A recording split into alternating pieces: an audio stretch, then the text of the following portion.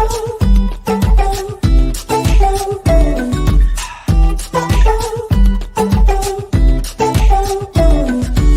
been asleep, head in the sand, watching the time just ticking. Clock runs around, days in and out, can't really call it living.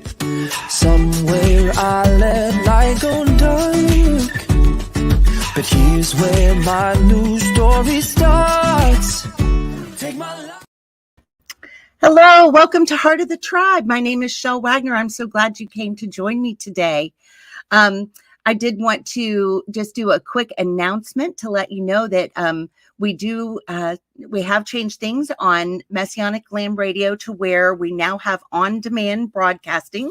So if you happen to miss a show, give it 24 hours. Everything's loaded by midnight for the day's shows and is available on demand by the next day. So it's a really great feature. So I just wanted to welcome you. And once again, I have a guest today with us. I'm going to go ahead and bring in John, my friend John Kolb. Welcome, John, to the broadcast. Hi, Chelle. Great to be here. So glad you could join me again today. It's just so much fun to have a friend on, and we can banter things back and forth and hopefully bring something to the audience that they enjoy, have a good discussion, and, you know, plant something or awaken something or highlight something for somebody's heart that helps them on their journey. So I know last week we had forgotten to put on our comments.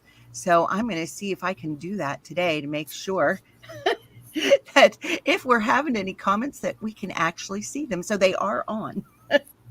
All right. Okay. Well, I'm wearing something special today. I'm like feeling fiery from head to toe. So I make myself these prayer shawls and I put names on them. I like to use Paleo Hebrew. So on this one, it's Atik Yom that I put in Hebrew. And I just wanted to share just a little bit of something about that because I'm just really feeling, you know, I like to study the names of Yahuwah that he gives in scripture because in each instance, as a new name is revealed, it's like looking, you know, trying to wrap my mind around who Yah is. It's like trying to wrap my mind around everything, you know, it's bigger than what I can wrap my mind around. So when I can break it down just into a name that I find in scripture, like the Ancient of Days, I like to go, well, what were you trying to tell me about yourself?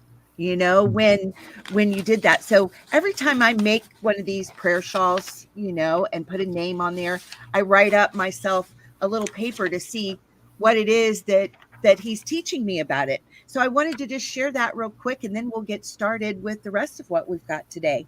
So in Psalm 9:10, this has always been my inspiration. It says, "And they that know your name will put their trust in you. For you, Yahuwah, have not forsaken them that seek you." So the word ancient is from Strong 6268. It's pronounced Atik, as if I could pronounce the Hebrew correctly. So my Southern pronunciation, Atik, I don't know if that's right or not. Like in everything else, I'm not an expert in any of this, right? I just like to study and share. Okay, so Atik has just the explanation in Strong's that the word is ancient, antique, or venerable. So I went to the American Heritage Dictionary, and it describes venerable as worthy of reverence or respect by virtue of dignity, character, position, or age. And I thought, wow, now that's beautiful. That's starting to bring in some of that richness of who he is. The three-letter etymological root of the word is Strong's number 6275. The yud has been removed from the Hebrew, giving us the ayin, the tav, and the kuf. So the dictionary gives the meaning as of movement, right? A transfer by force, a forceful movement, as in Genesis 12:8. In Genesis 12, Abraham's told to leave the familiar to go eastward. There appear to be two Hebrew words, but in English we just see eastward. So in the Strong's 6924 is used also, and it is defined as the forepart, the east, time or antiquity before, anciently, eastward, aforetime, ancient time, eternal, everlasting. So it is a forceful movement to go towards the promised land, embracing the promises for progeny that will be as large as the grains of sand on the shore or the stars in the sky. The verses where we find this title for Yahweh can be found in Daniel 7, 9, 13, and 22. So I'll just use one of those. Daniel 7, 9. I beheld till the thrones were cast down, and the Ancient of Days did sit, whose garment was white as snow, and the hair of his head like pure wool. Now, because I have the Sefer, Enoch has been restored to my book of scriptures. And so in Enoch, it says in chapters 37 through 47, the story begins with Enoch explaining he's been given three parables, which he was declared to the inhabitants of the world. These parables start with the assembly of the righteous becoming manifest and sinners being judged for their crimes. It describes the countenance of the righteous being so bright with the light of Yahweh that the sinners will not be able to even look them in the face. The chapters add depth to the picture we see in Revelation, Ezekiel, and Daniel concerning the day of the Lord and his courtroom. This is where he's seen as the Ancient of Days. Okay. Wow. So that's what I wanted to share about that. Yeah, and that's the thought that came to my mind was Daniel, where he says, the little horn is conquering the people until the Ancient of Days shows up, right? Yeah. He comes and helps defeat. So excellent. Yeah. Excellent. So, John, I just wanted for you to tell us a little bit more about you. Oh, all right. Yeah. Last week we kind of skipped over that part, I guess. We talked about South Dakota. That was enough. That was it. So yeah, just a little background, I guess. I didn't really keep track of the years or the times that, some people seem to be able to, but probably around 2010 or so, I started kind of realizing, okay, this isn't quite right. And looking into Easter and looking into Christmas, and so I kind of went down that path. And then I came up and drew out my own calendar, the calendar of events. And, I put quite a bit of time in that. And I challenged our church at the time. I was going to a Christian church, and said, why are we doing this Easter stuff? And and at that time, actually, there was a guy on Moody Radio who, should we really be calling it Easter or should we be calling it Resurrection Day? So, let's change the name, because if you change the name, everything's okay, and so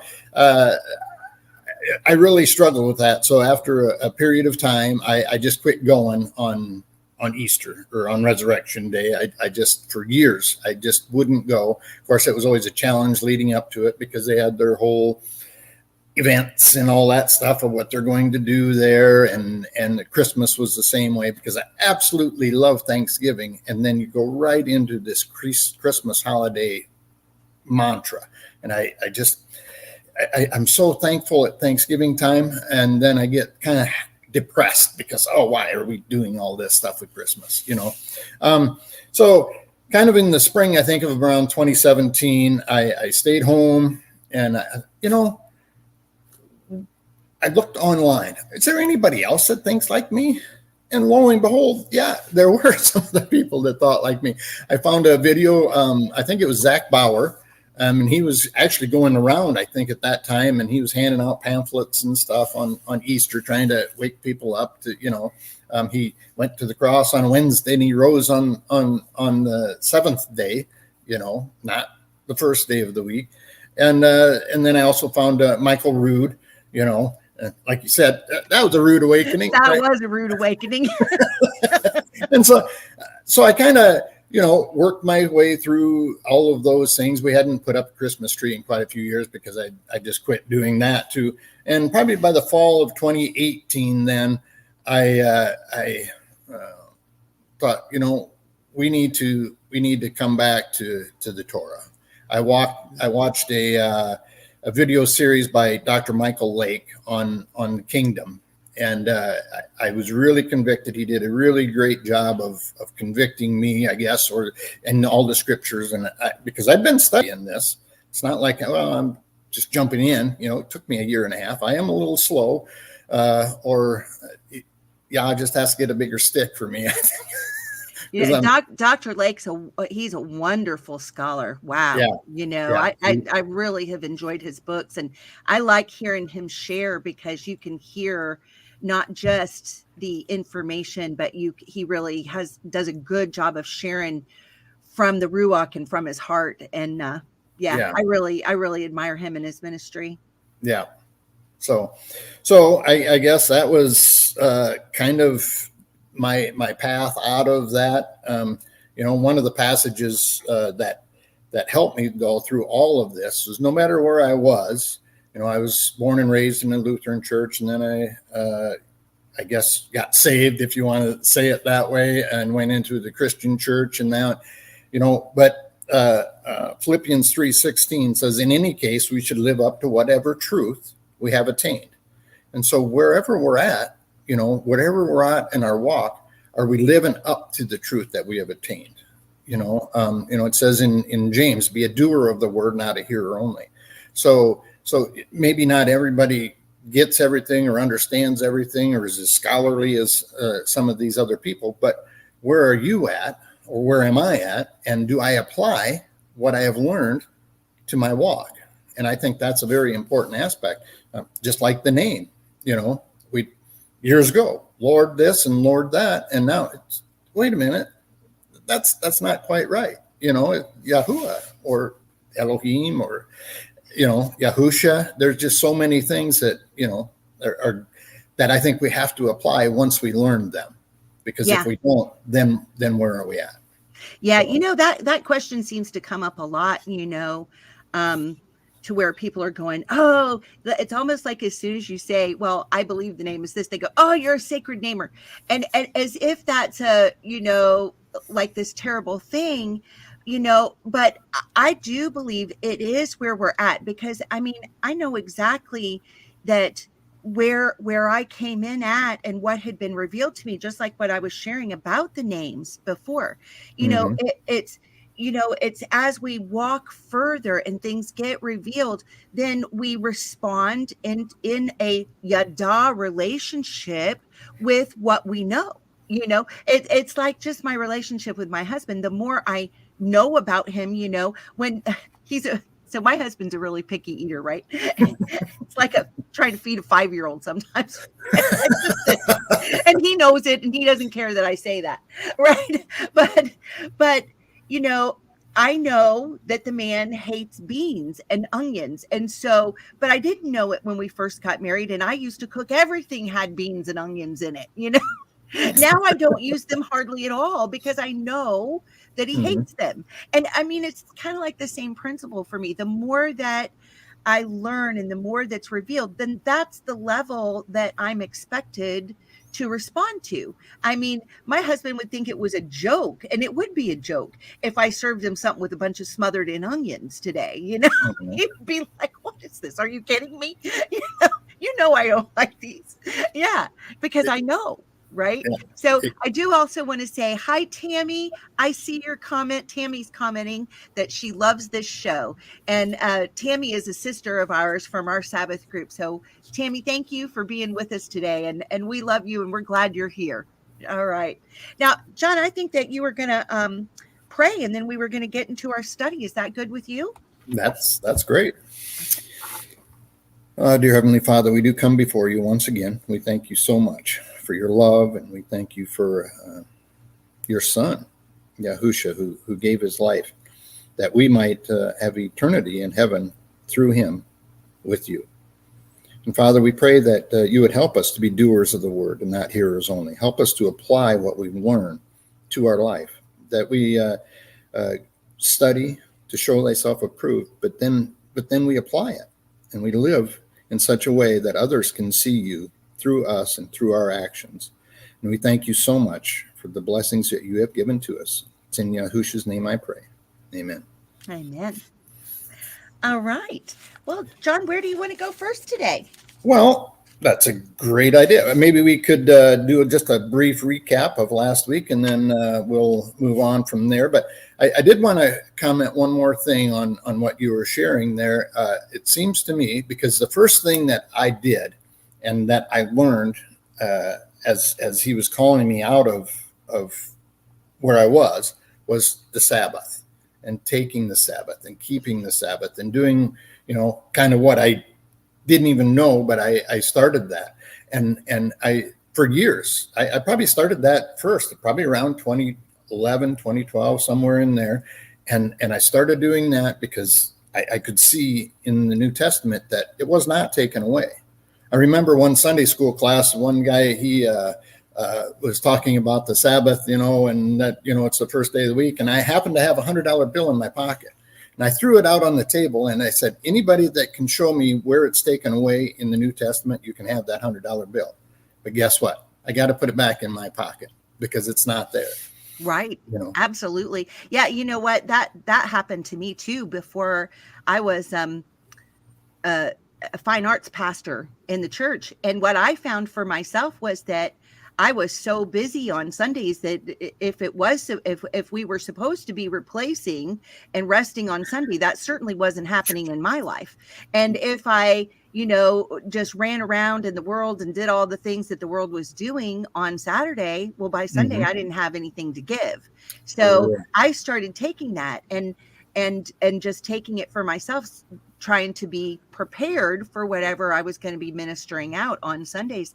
And then, I guess that was just kind of softening my heart for what Yah was going to do and showing me that I was supposed to be taking that day of rest, on the seventh day, his day, know. And it is a sign. And I believe absolutely that it is a sign of the believer. And, these scriptures that we're studying that certainly point that out, that it is a sign between his people and himself of who truly is his. Absolutely. I couldn't agree more. Yeah, Shabbat is a sign. It's a sign between me and you. And we will see that in chapter 20 here in verse 20. So just a very brief recap. Last week, we kind of talked about the two bookends, the going into Egypt, the bondage going in, the selling themselves as slaves for food and for seed. Then this is the picture of them coming out of bondage, the plague of the firstborn, of course. And then the final victory that's gotten is defeating the Egyptian army when they're coming through the Red Sea. And that all collapses in and not a soul was left alive except for the Pharaoh, according to the book of Jubilees. And he is taken to Nineveh and he's made ruler there, which is just phenomenal to me. But we better not go down that path. See, I'm too good at rabbit trails. That was not in my notes. I'm sorry. and so then also the other end is this Revelation 5:10. This idea that he will make us into a kingdom or into kings and priests, and that's what we're talking about here. Is this exodus out of I don't know, out of this world, out of this worldly principle, out of these Babylonian mystery religions, out of what all he's drawing us out of. But we know that he takes us out and he leads us into the promised land. And so that's and I guess I'd like to read chapter 14 verses 2 and 3 as just kind of as a reminder of this concept of I will not be inquired of you. And so is that Ezekiel? Ezekiel 14. Okay, you want me to bring that up on the screen? 2 and 3. If you want to, that's fine. Ezekiel 14, 2 and 3? Mm-hmm. Okay, let me share that. All right. And it says, and the word of Yahuwah came unto me, saying, Son of Adam, these men have set up their idols in their heart, and have put a stumbling block of their iniquity before their face. Should I be inquired of them? Should I be inquired of them at all? And I think that's such an important picture here, because he says that 3 times in this chapter 20. of, should I be inquired of by you? Should I be inquired of by you? And why shouldn't he? Because of their idolatry. Last week we talked about in chapter 8, all those abominations that take place, and you and I talked about it a little earlier today.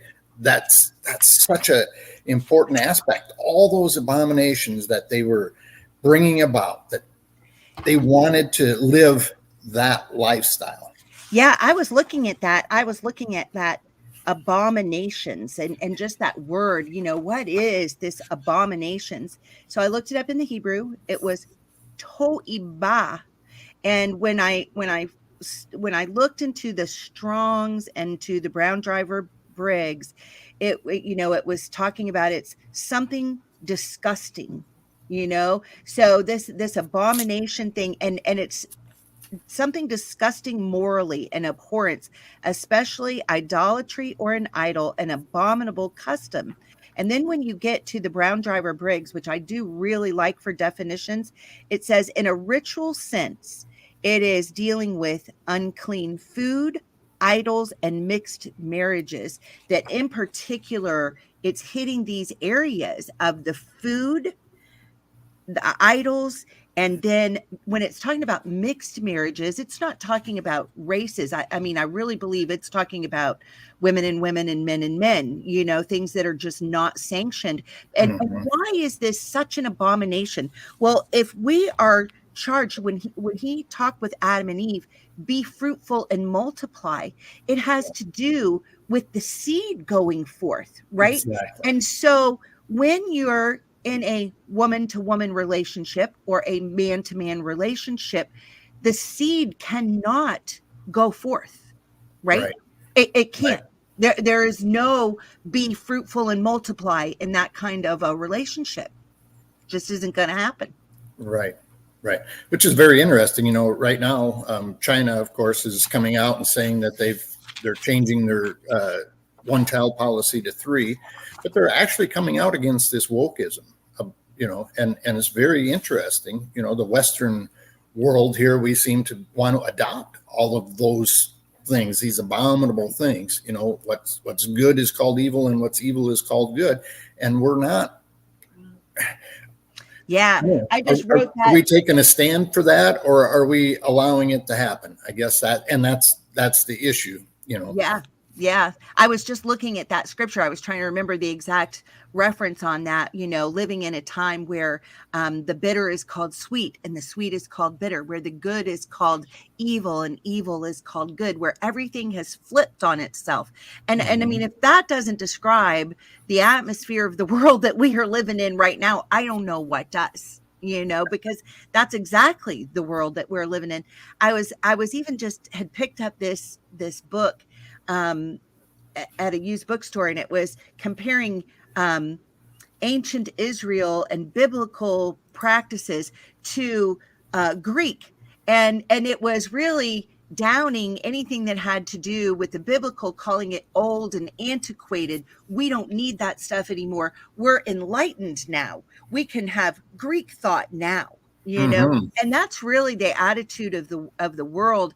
It would look upon me and you as being antiquated and outdated and no longer needful. In fact, I picked a scripture for myself. I'll see if I can find it. It's got to be on my desk somewhere. Who knows? I've got it down here. I'll look for it and see if I can share that. But you share for now. All right. So I guess kind of that's the background, and I think we'll pick up reading here in verse 5 through 7. And say unto them, thus says Adonai Yahuwah, in the day when I chose Yasharel and lifted up my hand unto the seed of the house of Yaakov, and made myself known unto them in the land of Mitzrayim, when I lifted up my hand unto them, saying, I am Yahuwah Elohim, in that day that I lifted up my hand unto them to bring them forth of the land of Mitzrayim into the land that I had inspired for them, flowing with milk and honey, which is the glory of all the lands. Then I said unto them, cast ye away every man the abominations of his eyes, and defile not yourselves with the idols of Mitzrayim.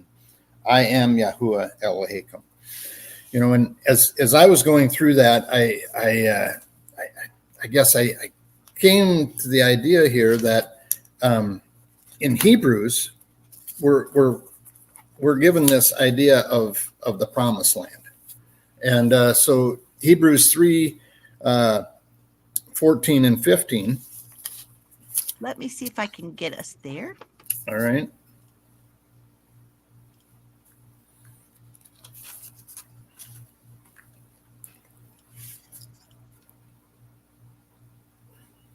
All right. It says, for we are made partakers of Mashiach if we hold the beginning of our confidence steadfast to the end, while it is said, today, if ye will hear his voice, harden not your hearts as in the provocation. And that's exactly what they're describing here, is this provocation, this idea that these people, when they came out of the land of Mitzrayim, they provoked Yah to anger over and over and over again. Then that in was verse, what I saw even back in Ezekiel 8 when I was looking at this. It's 8:12. It says, "Then said he unto me, Son of Adam, have you seen what the ancients of the house of Yasharel do in the dark? Every man in the chambers of his imagery, for they say, Yahweh sees us not. Yahweh has forsaken the earth." Yeah, exactly. And how many times did they tell the prophets, you can't prophesy that here. We're good in our land. We're the promised nation. Yeah.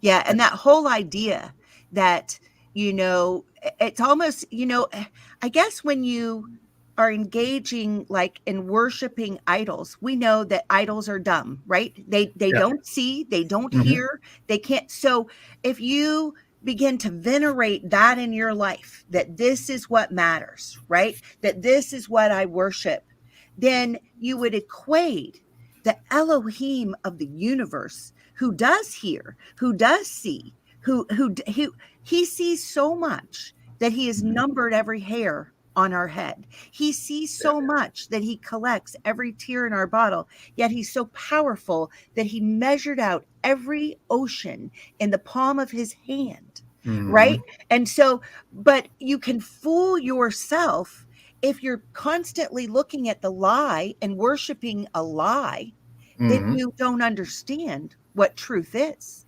Exactly. Oh, how true that is. Do you have any more there, or should we? No, you go ahead. Okay. Then also in Hebrews 4, verses 6 and 13, it says, seeing. Let me get there. Hebrews 4. 6. I'm a little slow. I'm trying to go as fast as I can today, Chelle. The clock is ticking. The clock is ticking. All right, here we go. Verses 6 says, seeing therefore it remains that some must enter therein, and they to whom it was first preached entered not because of unbelief. And this is speaking of this day that we're coming into, this time frame. And verse 13, neither is there any creature that is not manifest in his sight, but all things are naked and open unto the eyes of him with whom we have to give account. Isn't that what you were just talking about? We all have to give an account. I can't pass by without reading the next verse. Go ahead.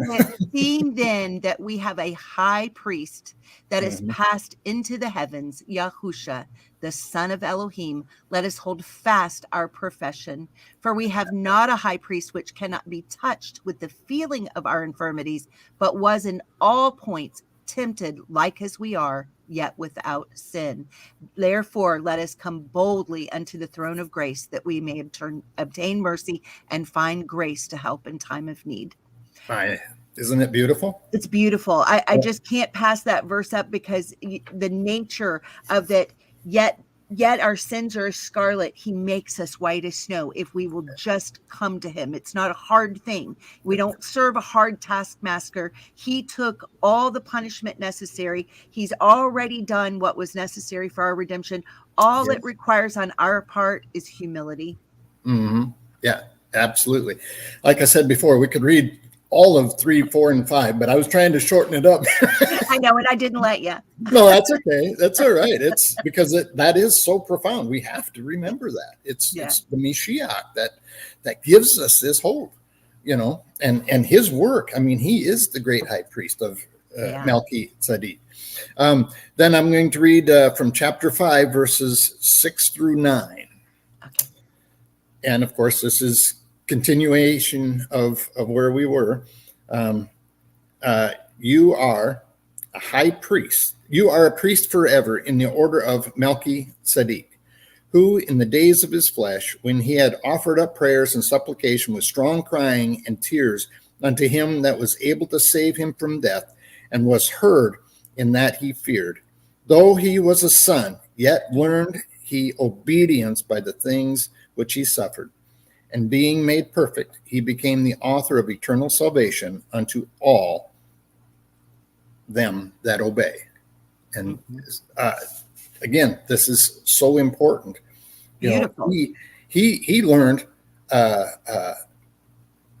through his obedience. I mean, think of that. He's Yah's son, and he's down here learning obedience, and because of that, he's perfected. Right. Well, what about us in our walk? Yeah, I've always thought of it kind of as a great exchange. He took on this flesh and suffered in the flesh in order to make a way for us, right? And he suffered through it. And as we crucify the flesh, we then take on the nature of his holiness, right? That's what happened. It's this great exchange. I've always looked at that, as the bride, our only job really in this big fight and this big thing that's going on is to make ourselves ready for the bridegroom. Right. Yeah. You're exactly right. And yeah, there's other aspects of that, but again, if we go down that path, we'll It's all my fault. I'm getting drawn into all kinds of rabbit trails. That's all right. That's all right. So do you have anything else you want to add to that through verse 7, or we can continue on? Nope, you continue on. Okay. Starting in verse 8 of chapter 20 then. Okay, let me get back there.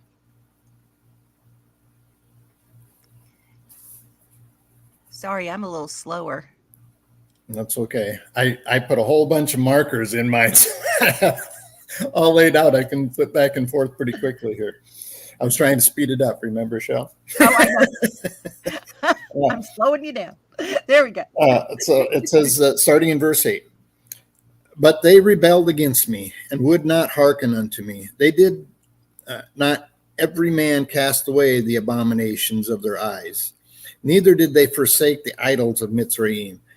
Then I said, I will pour out my fury upon them to accomplish my anger against them in the midst of the land of Mitzrayim. But I wrought for my name's sake, that it would not be polluted before the heathen among them, among whom they were, in whose sight I made myself known unto them in bringing them forth out of the land of Mitzrayim. So we have this idea here. I kind of looked this up earlier, and I don't know, I guess I put it in a different spot. I guess it shows up again in chapter or verses 34 and 5, but this fury is very interesting because it's this wrath that's coming upon the earth. Again, I didn't have notes for this. I'm just going off of what I looked up earlier. It does come back up in 34 and 35, and I will bring you out from the peoples. Let me see if I can get us down there for everybody. My mouse is, I'm blaming it on my mouse. Yeah, I would. You didn't feed it. Should have fed him this morning. There you go. All right. So, and I will bring you out from the people and gather you out of the countries wherein you are scattered with a mighty hand and with a stretched out arm and with fury poured out. And I will bring you into the wilderness of the people, and there will I plead with you face to face, panim, panim, breath to breath, life to life, right? Ruach to ruach, Yeah. Yeah, it's So, so really this interesting. this fury poured out, and I don't know if you have it there. I kind of jotted down. It's heat, anger, hot, displeasure, indignation, poison, rage, wrath. Wow.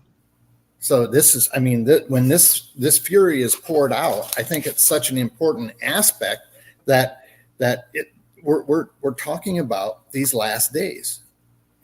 That's the kind of the picture that I picture when I see this fury is being poured out. I think of, well, what about the bowls of wrath that are poured Yeah. out in the Yeah. book of Revelation? And I think, as we continue down this path of understanding here of this second Exodus, we're going to have to go through some stuff, but it's, he's going to save us through them, Yeah. or through that, and bring us into that land. So, That whole thing, I think that's why it's so important to have a correct perspective of who Yah is and his love for us, because he says in his word that it's going to rain on the righteous and the unrighteous. Our belief in him as creator of the universe and as our saving Elohim does not negate the fact that we are going to experience some of what this world experiences. What it does is it helps our hope level, because if rough things and difficult things happen in my life, I don't go, well, it's because God doesn't love me, right? I know it doesn't have anything to do with his love for me, right. because I've already established the fact that I am precious in his sight. And I also have a different perspective on things. I have an eternal perspective. My life, I know, in this flesh, and everyone that I love that's living this flesh existence it's a short time. It's a puff of smoke. It's a Mhm. moment in Yeah. eternity, because I really believe that I am an eternal being that I have so much to look forward to, Mhm. when this flesh is done, and I pass on. But what I do want to end up happening before when this flesh is done, there's only one thing I want to hear, and that is, well done, good and faithful servant. That's Mhm. the only thing I want to make sure that I hear. So I Mhm. want to complete whatever assignments he's given me to carry out while Right. I am here. Right. Exactly. Being a doer of the word, Right. obedient to what he's called us to do. How true. How true. Okay, so 10 and 11 then of chapter 20. Wherefore I caused them to go forth out of the land of Mitzrayim and brought them into the wilderness. Oh, what a wonderful idea. And I gave them my statutes and showed them my judgments, which if a man do, he shall even live in them. Wow, that's exactly what we were just talking about. This idea of can we live in those? If you want to go to 2 Corinthians 6, verses 14.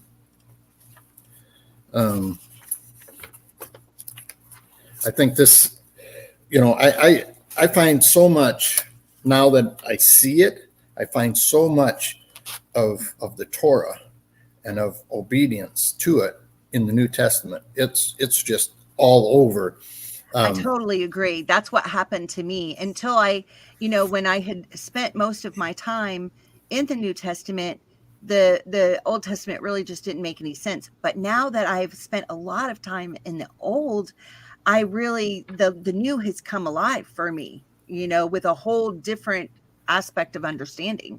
Yeah, absolutely. To me, it's so alive, and I still have so much to learn about the Old Testament because I spent so many years. I mean, the pages of the New Testament were pretty well worn, and okay, I know right where it is. I can flip to the page. It's this far down on this column. You know what I mean? I knew it like that. But verse 14 of 2 Corinthians 6. Be not unequally yoked together with unbelievers. For what fellowship has righteousness with unrighteousness? And what communion has light with darkness? And what concord has Yahushua HaMashiach with Baal? Or what part has he that believes with an infidel? And what agreement has the temple of Elohim with idols? For ye are the temple of the living Elohim. As Elohim has said, I dwell in them and walk in them, and I will be their Elohim, and they will be my people. Wherefore, come out from among them and be separate, says Yahuwah, and touch not the unclean thing, and I will receive you, and will be a father unto you, and ye shall be my sons and daughters, says Yahuwah Sevaot.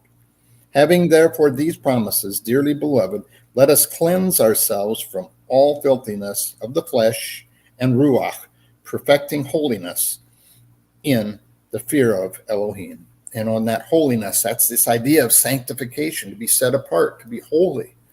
He gives us this such a beautiful passage here. And come out, touch not the unclean thing. Well, what are the unclean things? You have to go back to the Torah to find them, right? Right. So go to Leviticus and find out what the unclean things are. Go to Deuteronomy, find out what the unclean things are. That's such a good point, John. Were they all nailed up to the cross? Or wait a minute, it said right here that if we come out from among them and touch not the unclean thing, it's so powerful.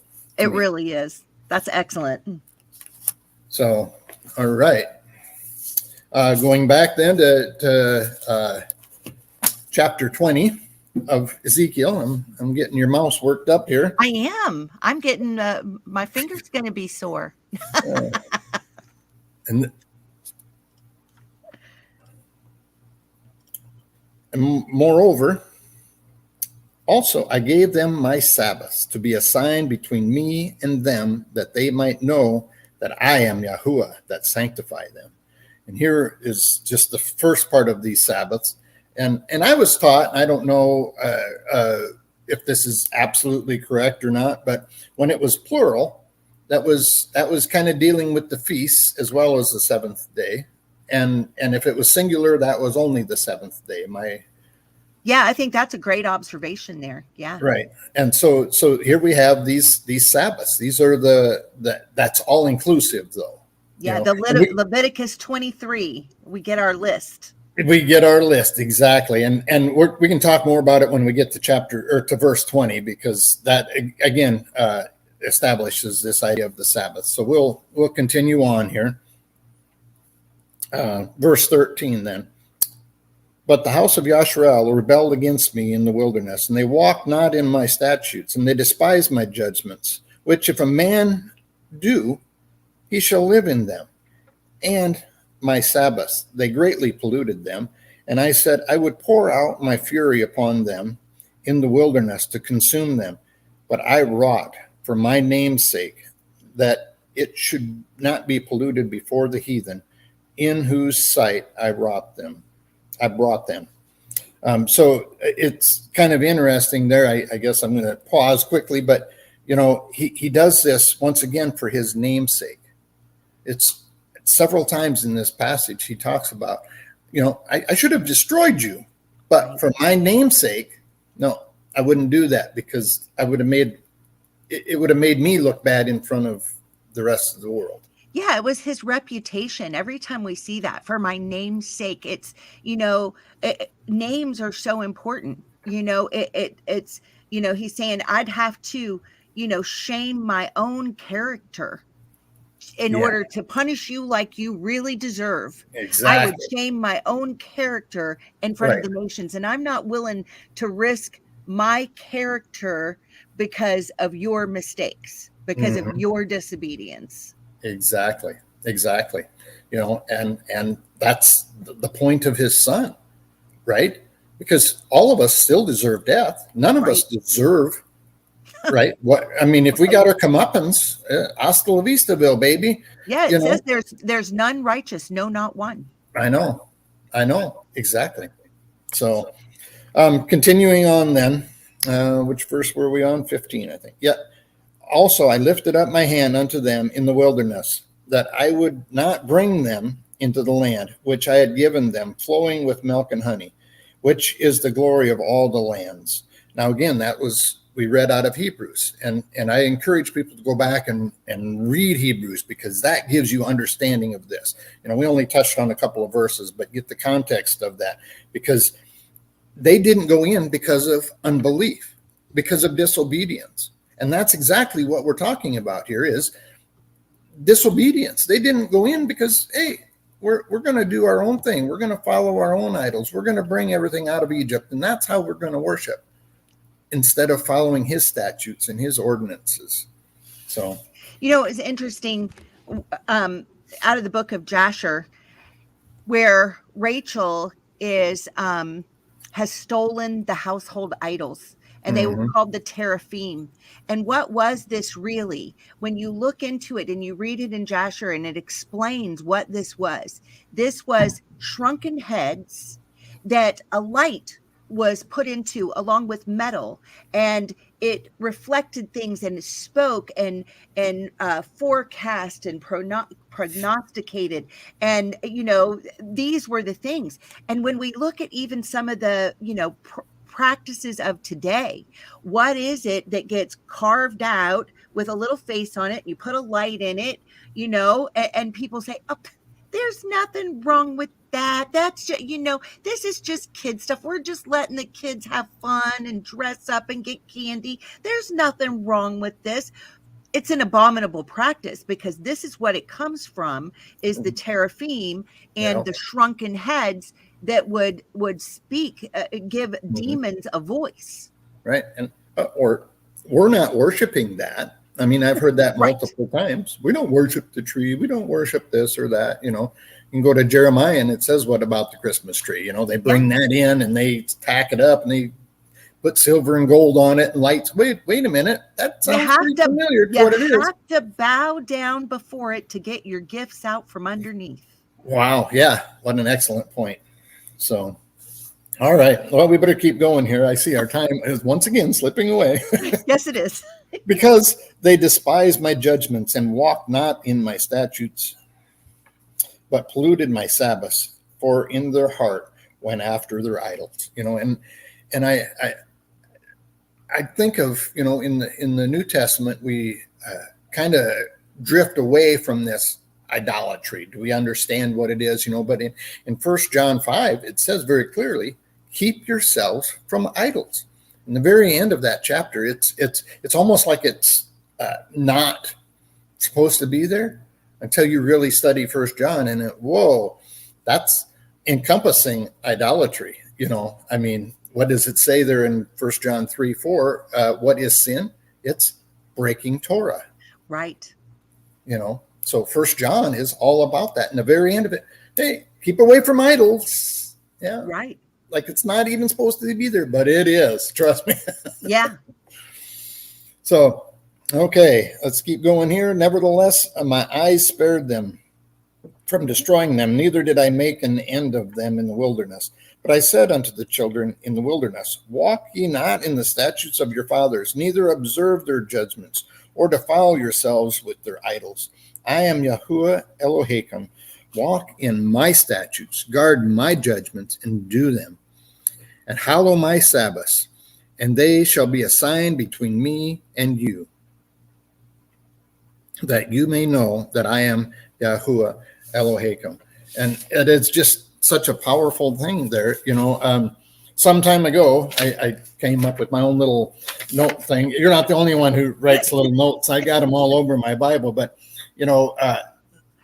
this idea of the Sabbath, it's mentioned 89 times there's 111 matches in 89 verses, in the Old Testament alone. And there's 62 verses with 68 matches in the New Testament. Wow. So this idea of the Sabbath, that it's not addressed in the New Testament, is really a misnomer, because it's addressed a lot. That's right. 1/3 of the book, and it's very close in the match of these, and there's so many different passages here that are important. And again, in Ezekiel 20, he says it, it's for his namesake once again. And these statutes and ordinances, these Sabbaths are for him, for us to have that relationship with him. And so many Right. times we want to distance ourselves. Well, that doesn't apply to me or whatever, but it does apply. You know what's so funny? When I had been doing Sabbath for a while, but I married my husband and he didn't do the Sabbath. And we were at a place where we were struggling with this business to make it. And, we would try to do the Sabbath and then it was just like, oh, we just can't, we've got to, take on this job, that job. And so it was so funny. I was listening to a show with Dr. Stephen Pidgeon, and he was talking about, how do you get to the place where you can take the Sabbath? And he explained it, pray that Yah will give this to you as a gift. So as a woman who wanted to do this in my home and my husband wasn't on board at that point, I went before him and I said, listen, I can look at you and I can see you are exhausted. You work 24 hours. Every time your eyes are open, you're working. It's 7 days a week. It's work, work, work. I said, and I can look at you and tell that physically you are just wearing out, and he could feel that. And I said, I want your permission to pray that Yah will bless us so much that you will realize that you can take his gift of a Sabbath as a gift.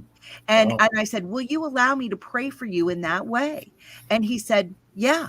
Because if I can see that, then yeah. And so as his wife, I did. And I interceded before the Lord. And I said, would you do this? And he will know that this blessing is coming from your hand. And it's so funny because today in our life, I mean, my husband, he gets off early on Friday afternoon. He comes home. He's like, what do we need to do to get ready? What else do we have to finish up? Right. Mm-hmm. And then he starts closing the blinds, going for his robe. Putting his phone away. It's like, we're done. Let's enter in, because it has become a delight in our household. What was thought of this thing that you had to do, it's now we have a whole different view. It has become a delight. And I really think that Yah wants us to get there. He says, I didn't create man for the Sabbath, but I created Sabbath for man. It's a gift. It's not a hindrance. It's a gift. I just laugh now. People would go, oh, you're under the law. You have to do that. It's like, no, you have no idea. This is total pleasure. This is time where my husband and I can read scriptures together. We can talk. We can eat. The world can go away. And there's peace in my home. I don't have to. I get to. I get to.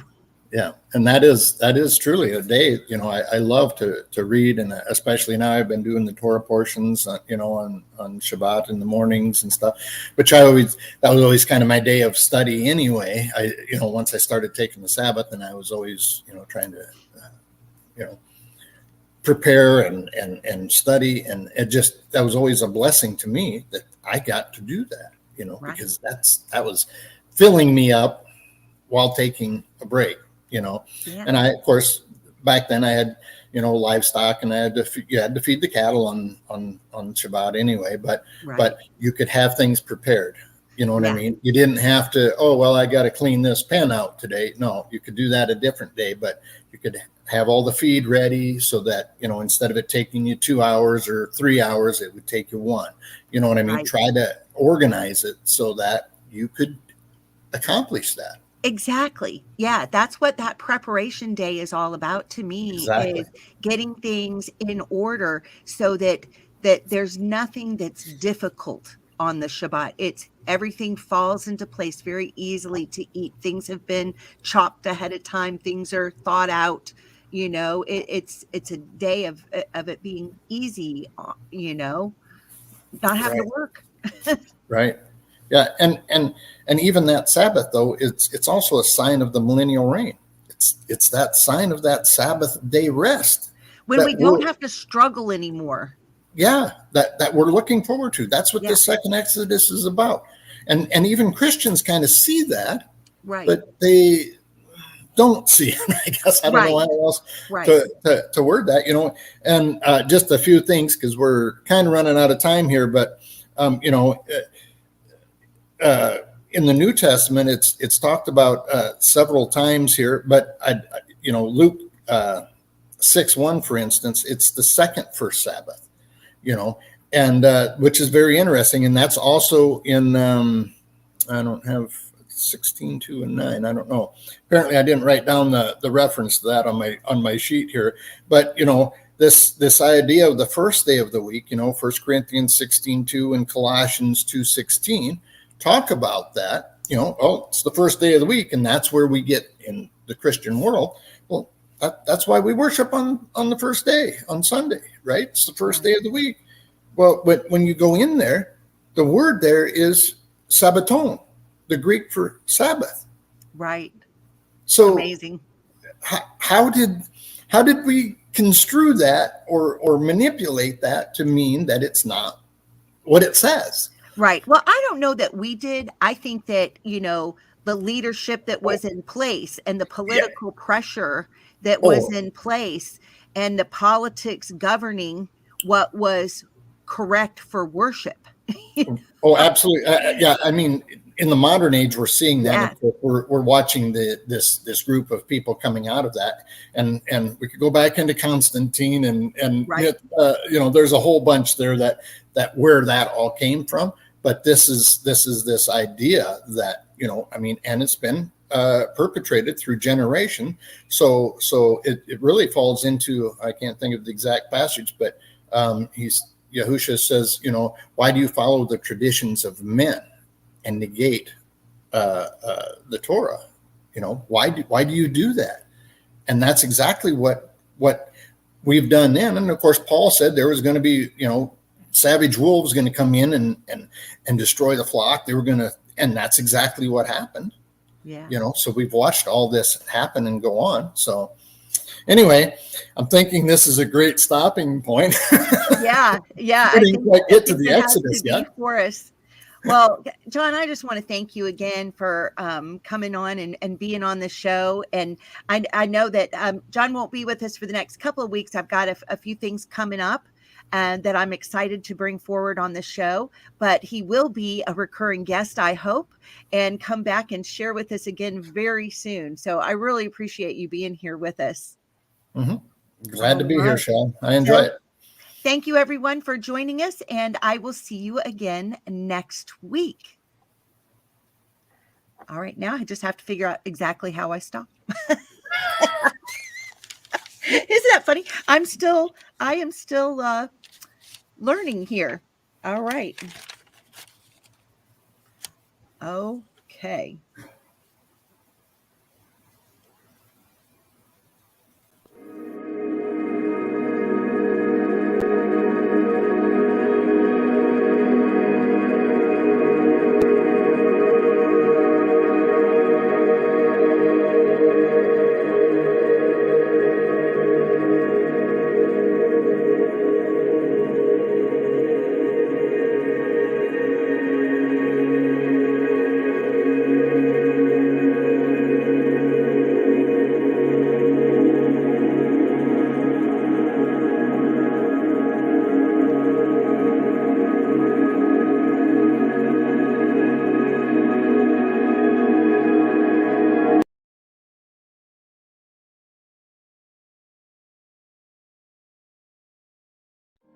We are.